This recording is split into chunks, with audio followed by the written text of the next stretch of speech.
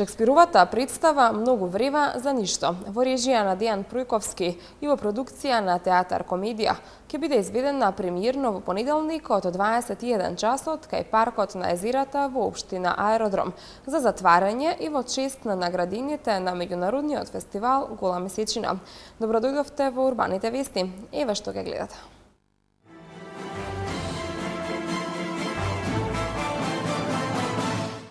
Промовирани првите 10 дела од врвови во светската филозофија. Запишани 12.551 средношколец, остануваат уште 22.436 слободни места. Придобивки од работењето на канцеларијата во Брисел на град Скопје. Се воведува забрана за движење на тешки товарни возила по македонските патишта. Завршува првиот серијал на детскиот Зоофест.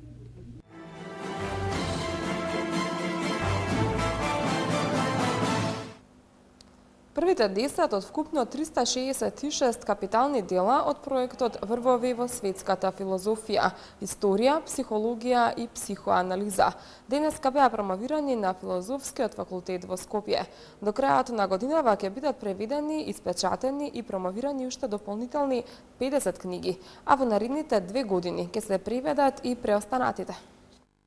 Првите 10 дела од проектот Врвови во светската филозофија, историја, психологија и психоанализа денеска беа промовирани на Филозофскиот факултет во Скопје. Проектот предвидува превод на вкупно 366 капитални дела, со што на македонскиот читател ќе му се овозможи непосреден пристап до идеите и учењата, што ги дефинираат светската филозофија, историја и психологија од нивните зачетоци до денес. На промоцијата присуствуваа премиерот Никола Груевски и министерката за култура Елизабета Канческа-Милевска. Груевски нагласи дека владата за овој проект издвоила 133 милиони динари. Истиот се очекува да заврши во текот на 2017 година. Премиерот Груевски потенцираше дека изборот на книги е правен внимателно и критички во консултација со бројни домашни и странски специјалисти во секоја од научните области. Тој додаде дека на македонски јазик ќе ги добиеме најзначајните дела од антиката па се до современиот период, како делата на Платон, Аристотел, Кант, Хегел. Особено ми е мило што како држава, општество и влада влегуваме во реализација на уште еден капитален проект од областа на образованието, книжевноста и литературата во Македонија. Веќе зад нас е успешната реализација на проектот 130 тома македонска книжевност, кој што патем речено го преведовме и на англиски, а во тек е превод на собрани дела од оваа едиција на други 6 светски јазици. Зад нас е и проектот за превод на литературни дела кои добиле Нобелова награда за литература. Додека во тек на реализација се проектите превод на 1000 стручни научни книги и учебници, од кои се учи на 10 највисоко рангирани универзитети на светот. Проект кој што е во завршна фаза, околу 860 од овие 1000 книги се преведени. Меѓутоа, со новата програма го поширивме на 1200, така што ќе има и нови дела во тој проект. Понатаму проектот Македонски искушенија и уште неколку други. Проектот Звезди на светската книжевност со 560 дела веќе влезе во неговата втора половина со веќе испечатени и реализирани 300 дела. Министерката Канческа-Милевска соопшти дека оваа едиција овозможува првпат во нашата интелектуална традиција на еден обмислен, систематски и консеквентен начин да се вградат врвните дострели од овие дисциплини во македонската наука, култура и високо образование. Таа појасни дека студентите ќе имаат можност преку квалитетна научна литература да бидат во тек со современите научни сознанија, а едицијата ќе ја користат и постдипломците и докторантите на филозофскиот и на другите сродни факултети од хуманистичките науки.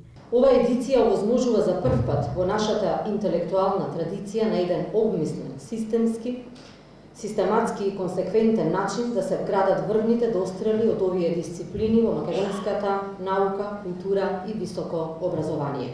Преку делата од оваа едиција најзначајните сознанија и вредности што се имаат обликувано во историјата на општествената и хуманистичката мисла во различни периоди, културни и цивилизацијски контексти, од антиката до денес, ќе станат дел од нашата интелектуална и духовна ризница, интензивирајќи ја незината комуникација со светските мисловни текови и потикнувајќи го незиниот автентичен развој. Придобивките од реализацијата на проектот се проследуваат на неколку равништа.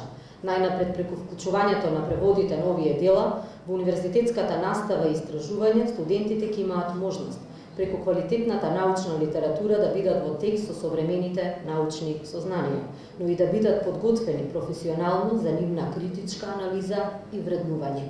Едицијата ќе има повеќе кратна корист за постдипломците и докторантите на филозофскиот и другите сродни факултети од хуманистичките науки. Една од најзначајните цели на реализацијата на проектот е утврдувањето и избогатувањето на научната и стручната терминологија во дисциплините што се опфатени со него.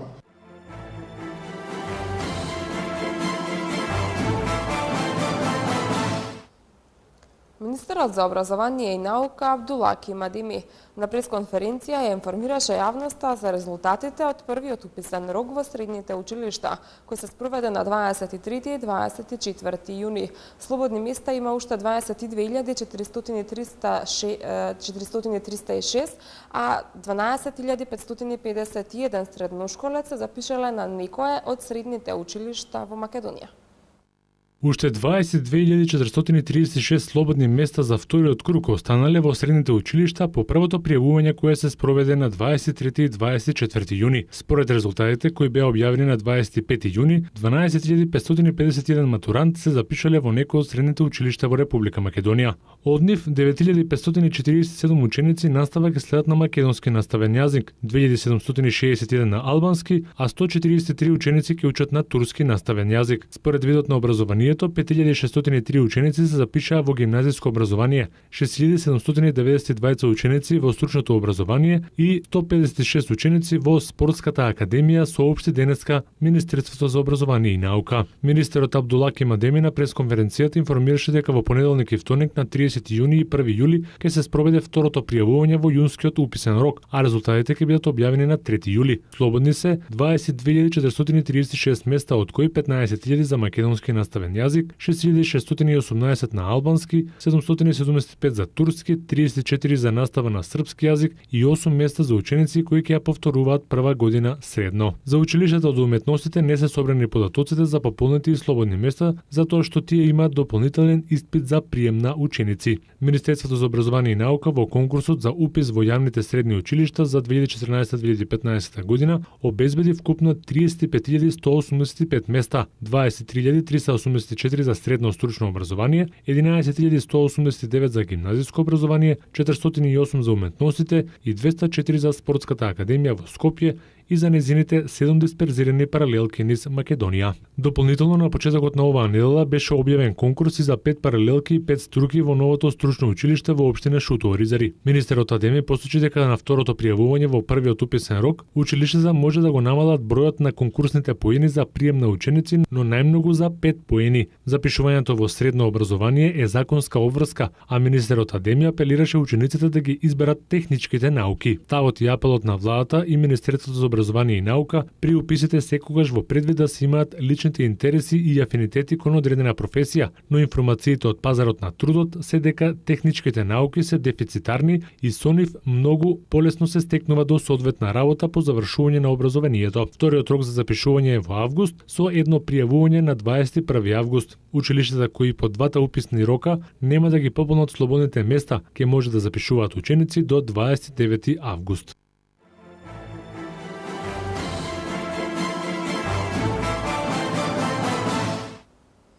Поради големиот интерес на јавноста за работењето на канцеларијата во Брисел на град Скопје изјос, а во насока на точното информирање и транспарентноста во работењето, градот Скопје смета дека треба да даде одредено дообјаснување во насока на досегашното работење на оваа канцеларија и трошоците на истата. Основната цел на канцеларијата во Брисел е обезбедување на модерната функција на лобирање за обезбедување финансиски средства за реализација на проектите на град Скопје и другите општини во Република Македонија од соодветните европски фондови, а воедно и презентирање на истите како партнер на преостанатите градови и општини од Европската унија за финансирање заеднички проекти од европските фондови.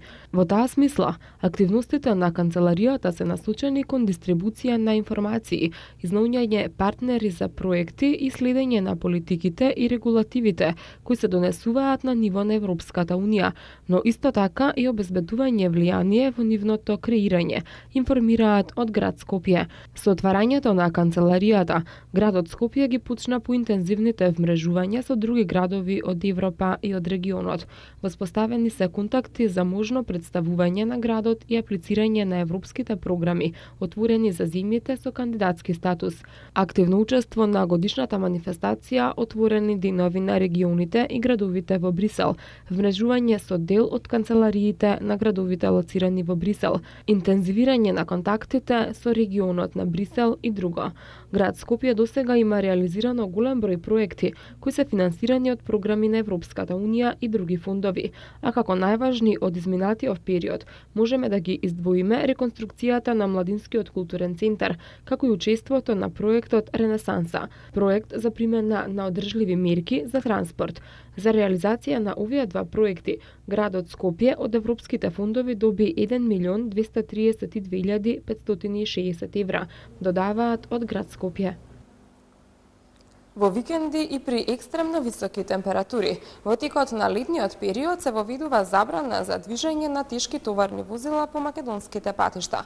Забраната почнува да важи од вторник, а движењето на камионите со вкупна маса над 15 тони ќе биде забрането секој петок од 17 до 22 часот, во сабота од 9 до 18 часот и во недела од 9 до 22 часот. Забраната ќе важи и од понеделник до четврток од 11 до 17 часот, доколку станува збор за денови со екстремно високи температури, определени од Министерството за здравство.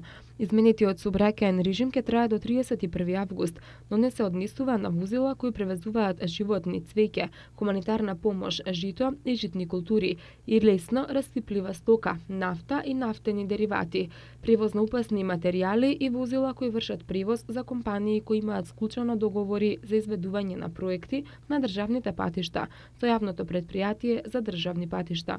На патниот правец Гостивар Охрид пак режимот е уште поригорозен. Камиони потешки од 7,5 тони не смеат да се возат секој петок од 15 до 24 часот и сабота и недела од 7 до 24 часот.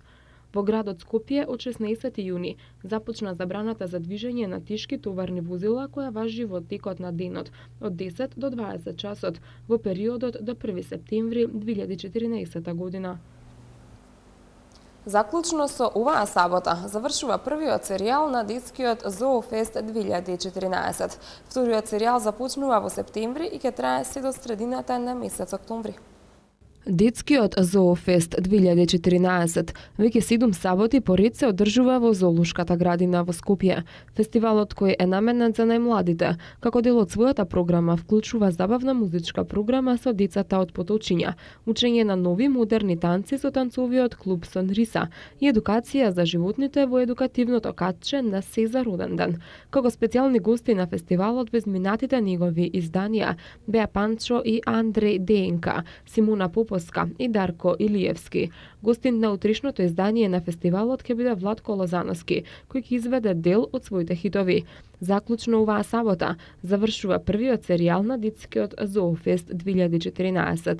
Вториот серијал започнува во септември и ќе трае се до средината на месец октомври. Познати се осмина финалните двојки на Мундијалот во Бразил. Барселона по 18 стана шампион на Шпанија во кошарка, а НБА лигата сноќа ги драфтуваше дебитантите. За овие и останатите вести од спортот по рекламите.